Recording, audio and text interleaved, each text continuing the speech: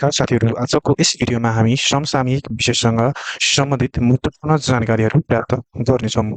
सुरु गरौँ 1 नम्बरबाट नेपालका प्रमुख सरकारी घोषणा र निर्णयहरूबाट है। शहीद घोषणा 2082 साल कार्तिक 17 गते भाद्रो 22 र 23 गतेको प्रदर्शनमा मृत्यु भएका 45 जनालाई शहीद घोषणा गरिएको छ। 2082 साल कार्तिक 17 गते आन्तरिक रोजगार दशक सन् 2025 देखि 2035 सम्मको अवधिलाई रोजगार दशकको रूपमा घोषणा गरिएको छ। बाल अदालत सञ्चालन 2082 साल वैशाख 20 गतेदेखि नेपालमा औपचारिक रूपमा बाल अदालत सञ्चालनमा आएको छ। डिजिटल भिसा र ई पासपोर्ट डिजिटल भिसा 2078 असार 14 गते, ई पासपोर्ट 2078 मङ्सिर 1 गतेदेखि लागू भएको छ। सम्पत्ति शुद्धिकरण निवारण राष्ट्रिय दिवस पहिलो पटक 2082 माघ 14 गते मनाइएको छ। आर्टिफिसियल इन्टेलिजेन्स एआई नीति 2082 साल साउन 26 गते मन्त्री परिषदद्वारा स्वीकृत भएको छ। राष्ट्रिय एआई केन्द्र स्थापना 2082 कार्तिक 24 गते भएको छ। 100को नोटमा चुच्चे नक्सा 2082 साल मङ्सिर 11 गतेदेखि नयाँ नोटमा प्रकाशनमा आएको छ। नयाँ राष्ट्रिय निकुञ्ज मुगुको छायानाथ राष्ट्रिय निकुञ्ज रहेको छ, जसको स्थापना 2082 भदौ 23 गते भएको थियो भने राजपत्रमा प्रकाशन भने असोज 23 गते भएको थियो। कृषि हानिकारिक वन्यजन्तु जङ्गली बँदेललाई 2082 फागुन 11 गते पुनः हानिकारक वन्यजन्तु घोषणा गरिएको छ। पहिलो माछा संरक्षण क्षेत्र सातघाट बर्दिया र कैलालीको सिमानामा रहेको छ, जुन चाहिँ 2082 पुस 25 गते घोषणा भएको छ। 2 मा जाउँ आर्थिक तथा विकास सूचकाङ्कहरू। आर्थिक वृद्धि दर विश्व बैंक 2025 ले नेपालको 4.2% आर्थिक वृद्धि दर रहने प्रक्षेपण गरेको छ। 16 योजनाको लक्ष्य भनेको चाहिँ योजनाको आर्थिक वृद्धि दर 7.3% र गरिबी 12% झार्ने लक्ष्य राखेको छ। विकासशील राष्ट्रमा स्तरोन्नति नेपाल सन् 2026 नोभेम्बर 14 देखि अल्प विकसितबाट चाहिँ विकासशील राष्ट्रमा प्रवेश गर्ने छ। हेनली पासपोर्ट अनुसार 2026 नेपालको 96औं स्थानमा रहेको छ भने हेनली पासपोर्ट इन्डेक्स अनुसार 2026 नेपाल 96औं स्थानमा रहेको छ। भ्रष्टाचार अवधारणा सूचकाङ्क 2026 अनुसार नेपाल 109औं स्थानमा रहेको छ। आर्थिक स्वतन्त्रता सूचकाङ्क 2025 अनुसार नेपाल 131औं स्थानमा रहेको छ।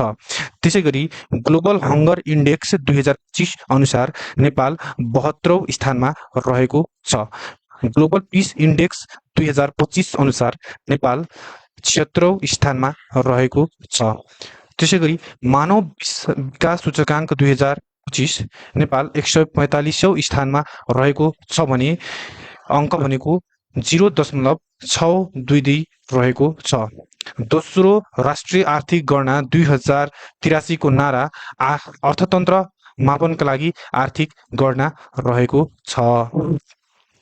त्यसैगरी 3 मा जाउँ अन्तर्राष्ट्रिय घटनाक्रम र सम्मेलनहरू।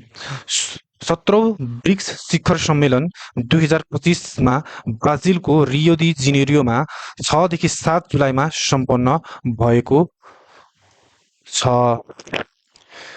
G20 सम्मेलन विश्व सम्मेलन 2025 नोभेम्बर 22 देखि 23 दक्षिण अफ्रिकामा सम्पन्न भएको छ भने 21औं सम्मेलन 2026 अमेरिकामा सम्पन्न हुने भएको छ।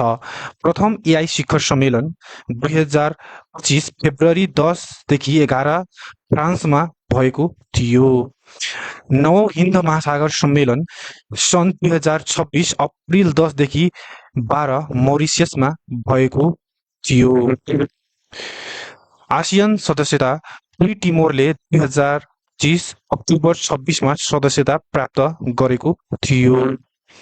संयुक्त राष्ट्र सङ्घको 80औं महासभा अध्यक्ष अन्नालेना बेरबोक निर्वाचित भएकी छिन्।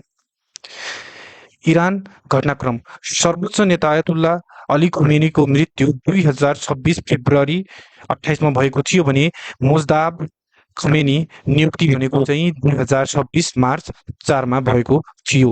अमेरिका, इरान, ताइवान अमेरिका र इरानद्वारा इरानमाथि संयुक्त रूपमा आक्रमण भनेको 2026 फेब्रुअरी 28 मा भएको थियो। गोल्डन कार्ड योजना अमेरिकी राष्ट्रपतिले डोनाल्ड ट्रम्पद्वारा 50 लाख डलरमा आवासीय अनुमति दिने योजनालाई जनाउँछ भने यो घोषणा अमेरिका राष्ट्रपति डोनाल्ड ट्रम्पले गरेका थिए। त्यसैगरी चौथोमा जाउँ खेलकुद र पुरस्कार र कला सम्बन्धी जानकारीहरू। नेपाल प्रिमियर लिगको दोस्रो संस्करणमा पहिलो शतक प्रहार गर्ने खेलाडीको हुन् त मार्क वाट हुन्।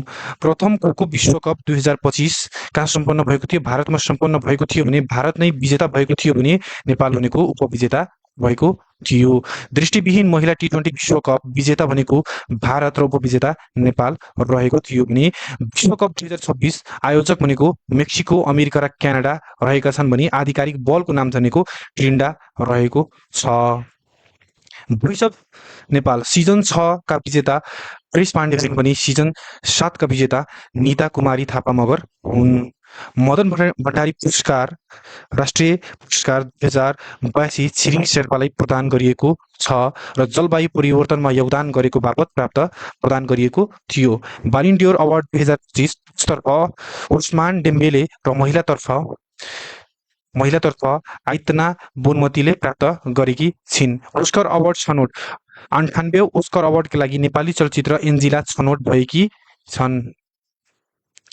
मिस्टर र मिसेस नेपाल मिस्टर नेपाल 2025 हिमाचल केसी हुन् भने मिसेस नेपाल 2025 लुना लुइटेल हुन्। 5औं पर्यटन र पर्वतारोही हिमाल आरोहण नेपाल कुल 476 वटा हिमालय आरोहणका लागि खुला गरेको छ। सगरमाथा संवाद 2082 साल जेठ 2 देखि 4 गतेसम्म आयोजना गरिएको थियो। पर्यटन दशक 2025 का नारा टुरिज्म एन्ड सस्टेनेबल ट्रान्सफर्मेसन रहेको छ।